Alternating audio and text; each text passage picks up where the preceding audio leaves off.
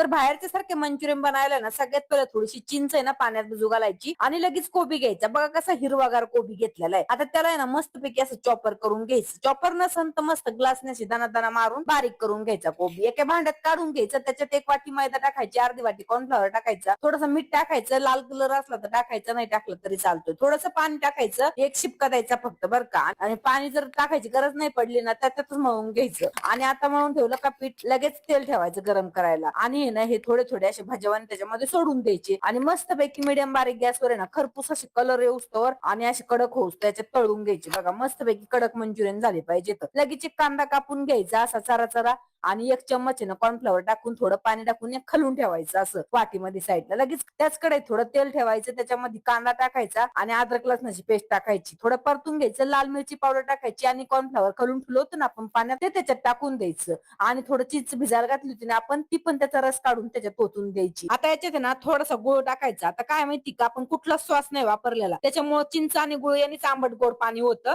थोडंसं परत मीठ टाकायचं आणि याला चांगली उकळी आणून घ्यायची. लगेच आपण जे बॉल घेतले होते ना तळून मंचुरियनचे ते त्याच्यात टाकून द्यायचे. गॅस हाय करायचा, मस्तपैकी खालीवर करून घ्यायचे आणि लगेच काढून घ्यायचे खायला गरमागरम. आणि जरा जरा हिरवागार कोबी कापून घ्यायचा असा पातळ द्यायचा त्याच्यावर टाकून. आता खाऊन बघा कशी जबरदस्त